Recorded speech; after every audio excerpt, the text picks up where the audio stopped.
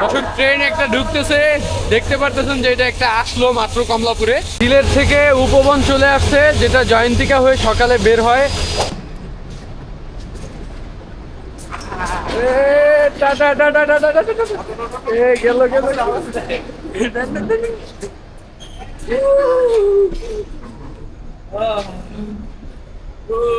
শান্তি শান্তি, ঘুরতেছি আমরা। দর্শক, ট্রেন একটা ঢুকতেছে। দর্শক, ট্রেন একটা ঢুকতেছে, দেখতে পারতেছেন যে এটা একটা আসলো মাত্র কমলাপুরে। এই যে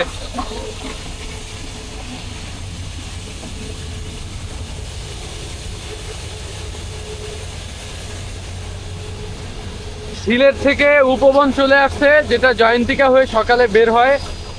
সেই ট্রেনটা এই যে দেখতে পারতেছেন সামনে। আমরা এখন বাইরে নামছি, মানে আমি নামছি এখানে। এই ট্রেনটা সম্ভবত যে ওয়াশ করে সেইখানে নেওয়া হবে। কোনো দাঁড়ায় আছে এই জায়গায়, লড়তেছে না ট্রেনটা। দেখি টান দিলে উঠে যাবো। আমার সাথে যে মাহফুজ ভাই আছে, যারা আপনারা চিনেন, এই যে তাই আজকের সাথে ঘুরবো।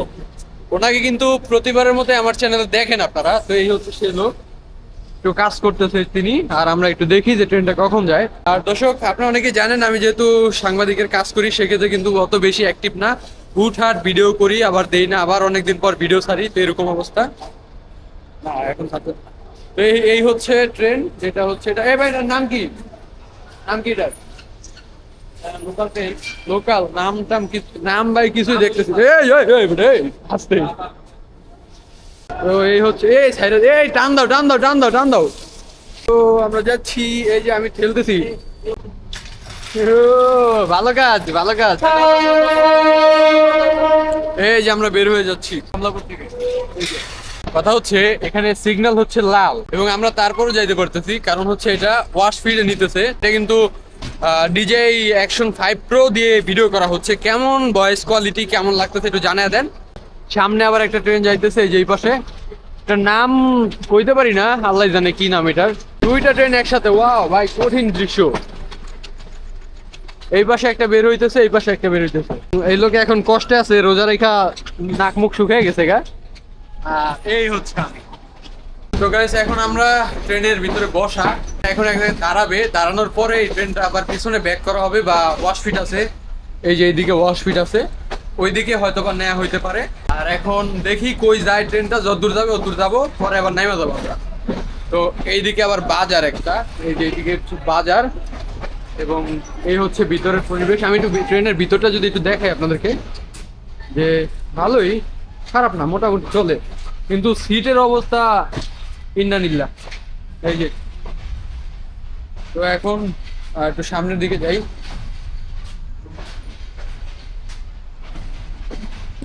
আমি ঘুরতেছি আর এই লোকে বসে আছে এখানে কাজ করতেছে।